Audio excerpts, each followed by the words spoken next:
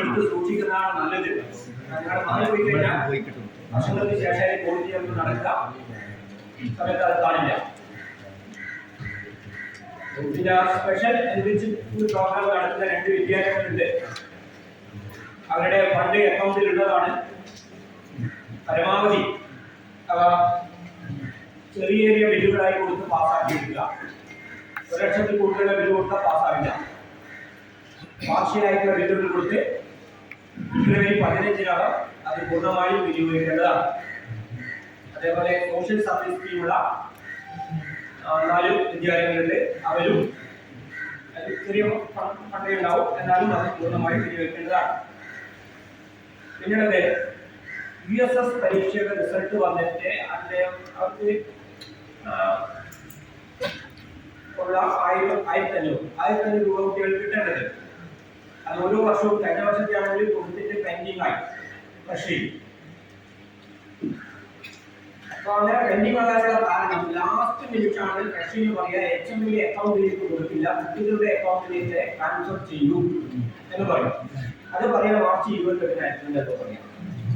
March 31 കുട്ടികളുടെ account connect ചെയ്ത് കൊടുക്കാൻ ബുദ്ധിമുട്ടാണ്.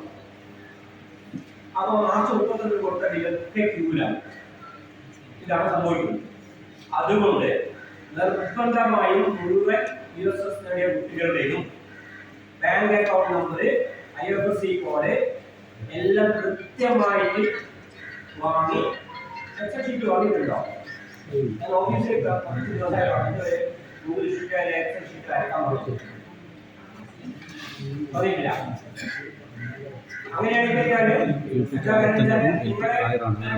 ഗൂഗിൾ ഷീറ്റിൽ തന്നു കഴിഞ്ഞാൽ അതേ സാധനം കോപ്പി ചെയ്ത് 10 മിനിറ്റ് കൊണ്ട് ബിംസിൽ അപ്ലോഡ് ചെയ്തു. അല്ലെങ്കിൽ എന്താ നിങ്ങളുടെ ഫോട്ടോസ്റ്റാറ്റ് വാങ്ങിക്കഴിഞ്ഞാൽ ഇതെല്ലാം ടൈപ്പ് ചെയ്ത് വീണ്ടും ദിവസങ്ങളുണ്ട്. അല്ലെങ്കിൽ പ്രത്യേക ഫോർമാറ്റ് ഉണ്ട്, ബിംസിൽ ഫോർമാറ്റ് ഉണ്ട്. കുട്ടിയുടെ പേര്, പിന്നെ അക്കൗണ്ട് നമ്പർ, IFSC കോഡ്, സംഖ്യ, ഇങ്ങനെയുള്ള 4 ഫോർമാറ്റ് ബിംസിലുള്ളത്. അതേ ഫോർമാറ്റിലാണ് പ്രശ്നം അപ്ലോഡ് ചെയ്യുന്നത്. എല്ലാവരും കൂടെ കണക്ട് ചെയ്ത് നോക്കുക. എക്സൽ ഷീറ്റിൽ ആവശ്യപ്പെടുമ്പോൾ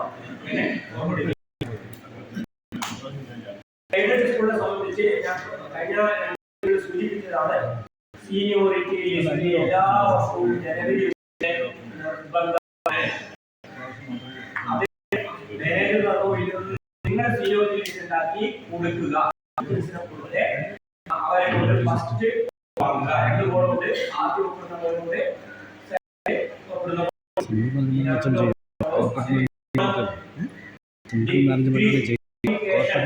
എന്താണ് BA ഏത് സബ്ജക്ട്, MA ഏത് സബ്ജക്ട്, BA ഏത് സബ്ജക്ട് അടക്കമുള്ളതാണ്. അല്ലാത്തതാണ് ഇവിടെ കേസായി മാറുന്നത്. എന്താണ് അത് കേസായി മാറുന്നത്? അങ്ങനെ കേസായി മാറിയാൽ എന്താ സംഭവിക്കുന്നത്?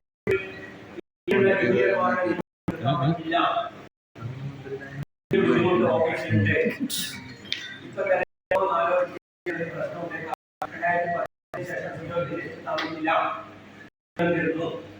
എനിക്ക് കൊടുക്കാൻ പറ്റില്ല, പഴയ ആളെ കൊടുത്തത് എല്ലാ വർഷവും നോക്കണ്ട. എല്ലാ വർഷവും 1/1/23 ആ ദിവസത്തെ ലിസ്റ്റ് വായിക്കും. അവരെ ഉപയോഗിച്ച് മാറ്റിയിട്ട് തയ്യാറാകുന്നത്. അവിടുത്തെ ലാസ്റ്റ് രക്ഷയിലായിട്ടുള്ള അധ്യാപകർക്ക് അപ്രൂവ് ചെയ്തിട്ടുണ്ട്.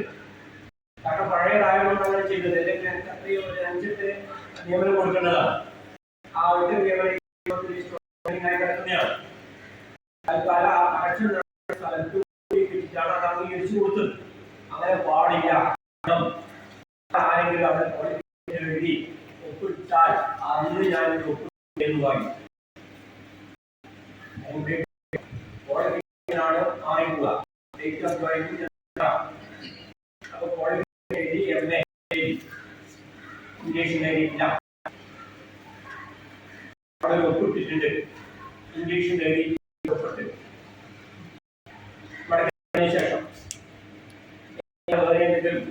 സോഷ്യൽ സ്റ്റഡി, ഹിസ്റ്ററി അല്ലെ എടുത്ത് അവിടെ ഉറപ്പില്ലേ ഇതും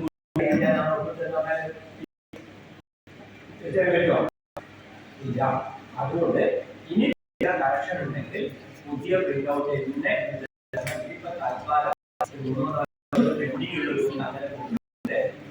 അതിനെ അനുവദിക്കുന്നതല്ല, പുതിയ തരേണ്ടതാണ്.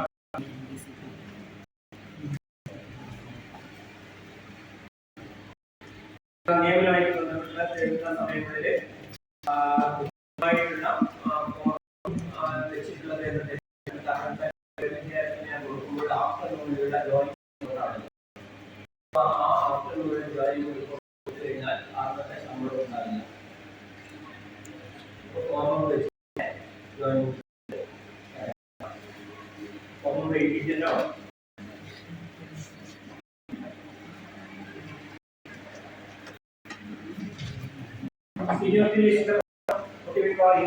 ഉണ്ടാവും. കാരണം സമന്വയ സ്കൂളുകൾക്ക് ബാധകമാക്കുന്നതിന് കഴിഞ്ഞ മീറ്റിംഗിൽ എന്താണ് ഈ വർഷം കൂടെ മാനുവലായി വരും എന്നാണ് പറഞ്ഞത്. വന്നാൽ നമ്മളെ കുറെ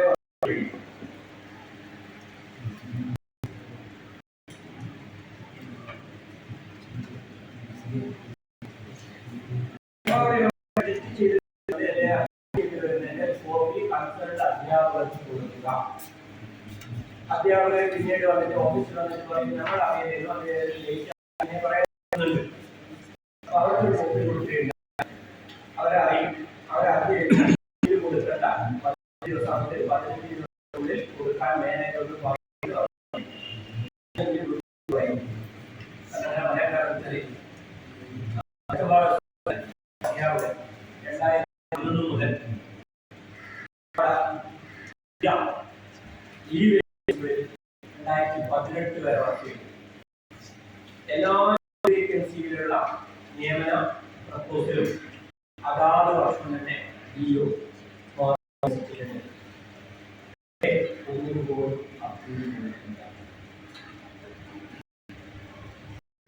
ഇപ്പോഴത്തെ ബോഡിയിൽ കേസ് ഫയൽ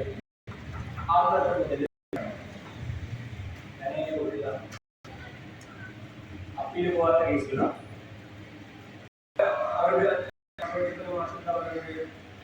ഞാൻ അറിയുന്നു എത്ര അങ്ങനെയൊരു ഇലക്ഷൻ ഓർഡർ സമന്വയം കിട്ടുന്നതാണ്. എച്ച്എമ്മിന് കിട്ടും, എച്ച്എം മാനേജറുടെ പറഞ്ഞിട്ടോ എങ്കിലും അവരെ അറിയിക്കുക, അധ്യാപകരെ അറിയിക്കുക, അപ്പോൾ എന്നിട്ട് രജിസ്റ്റർ ചെയ്തിട്ട് അറിയിക്കുക. കാരണങ്ങൾ പ്രധാനപ്പെട്ട ഇതിന് ഏറ്റവും സിഒടി മറ്റതൊക്കെ പരിഹരിക്കാൻ പറ്റുന്നതായി.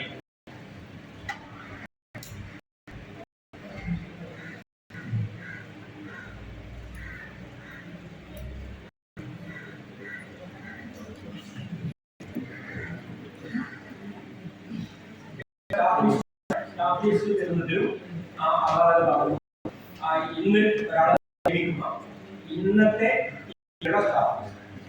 അവരെ സ്റ്റാഫ് ലിസ്റ്റ് വരുമ്പോൾ എത്രയാണ് വർക്ക് ചെയ്യുന്നു,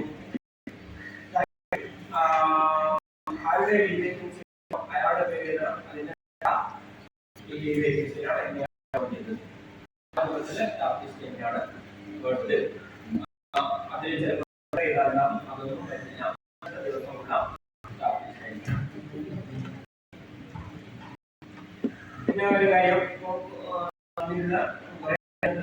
ശ്രദ്ധിച്ചൊരു കാര്യമാണ്,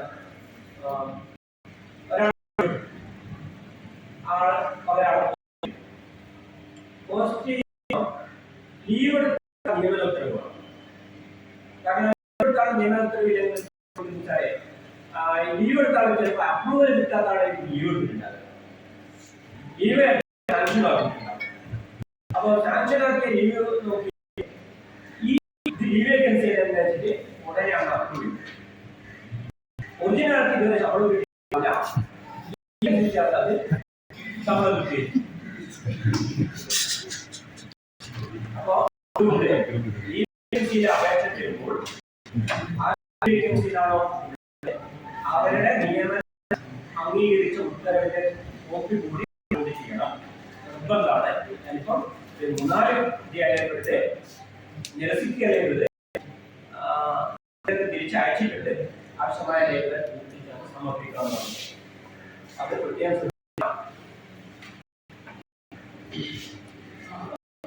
കുറച്ചെല്ലാം 5-8 കേസ്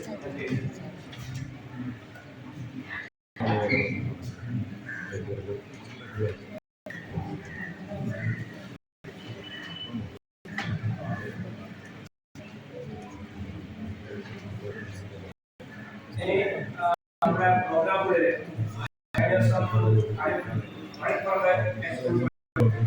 പ്രോഗ്രാം ഭക്ഷണ ശീലം ഇത്ര പരാതികളാണ്. കൃത്യമായ ഭക്ഷണം കഴിക്കാതെയാണ് അതിലെ വിവിധ കുട്ടികൾ ഉണ്ടാകുന്ന പ്രോഗ്രാം വേണം എന്ന പേരിലാണ് പ്രോഗ്രാം. അതിലെ വിവിധ ഐറ്റങ്ങൾ ഇലക്കറികൾ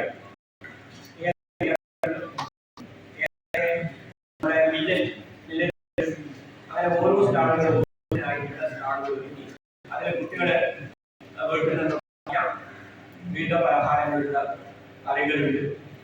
ഇങ്ങനെയുള്ള സാധനങ്ങളുള്ള ഒരു പ്രദർശനമാണ് അവർ അന്ന് വിസിറ്റ് പോയപ്പോൾ ആ സമയത്ത് കണ്ടത്. സൂചിപ്പിക്കുന്നേ ഉള്ളൂ. അത്തരം പ്രോഗ്രാമുകൾ ടീച്ചറെ നടത്തേണ്ടത് സെക്കൻഡ് ലെവലായിരുന്നു.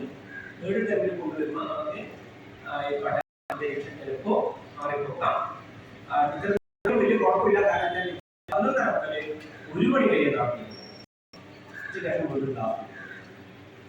അപ്പോൾ എന്തായാലും ചെറിയ സമയം ഉപയോഗിച്ചിട്ട് നല്ലൊരു പ്രോഗ്രാം നടത്തിയിട്ടുണ്ട്.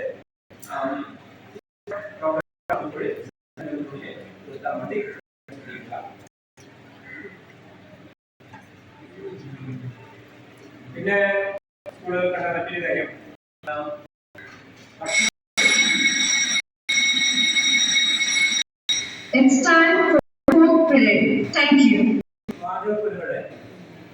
പരിസരം ഏറെ നിർദ്ദേശം കൊടുത്താണ് ഇപ്പോൾ ഫണ്ട് വന്നിട്ടുണ്ട്. ആ ഫണ്ട് ഉപയോഗിച്ചെങ്കിലും വേസ്റ്റ് നല്ലൊരു സ്കൂളുടെ സമീപനത്തിലൂടെയാണ് വേസ്റ്റ് ഒഴിക്കുന്നത്.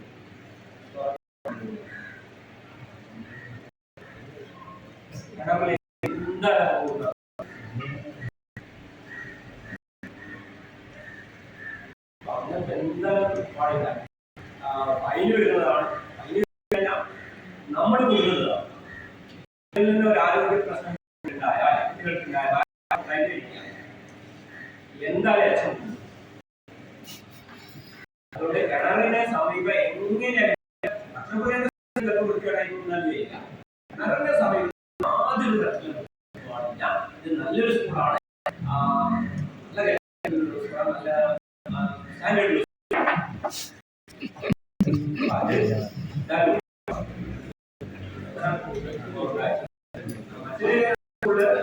ടീച്ചറുടെ സമയം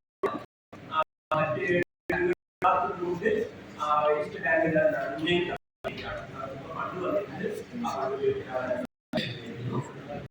അതും പാടില്ല. കൊതുക് വളരാം.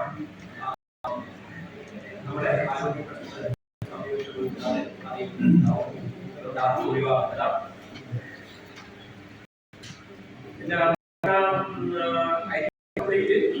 വന്നിട്ടില്ല. പക്ഷേ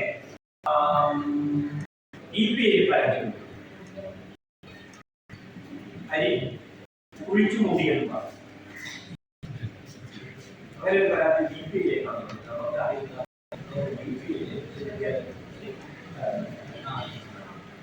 അതിന്റെ എന്താ കാരണം തൽക്കാലം സ്കൂളെ രക്ഷപ്പെടുന്ന ഒരു റിപ്പോർട്ടാണ് കിട്ടിയത്.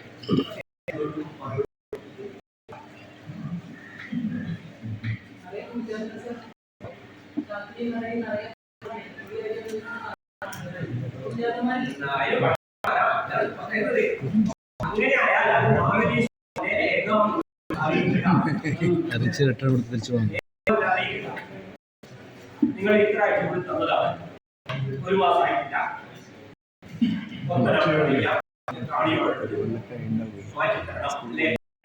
പഴയ അറിയാൻ ഒഴിവാക്കാണ്ട് ആ പീരീഡിനുള്ളിലാണ് ഒരു മാസത്തേക്ക്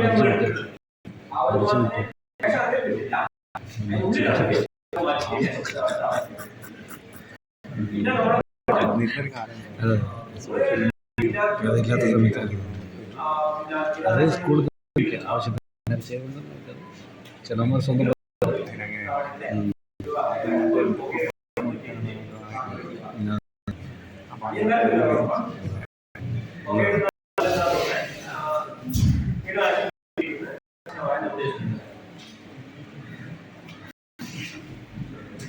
ഇനി മറ്റെന്തെങ്കിലും കാര്യങ്ങൾ കാര്യങ്ങളൊക്കെ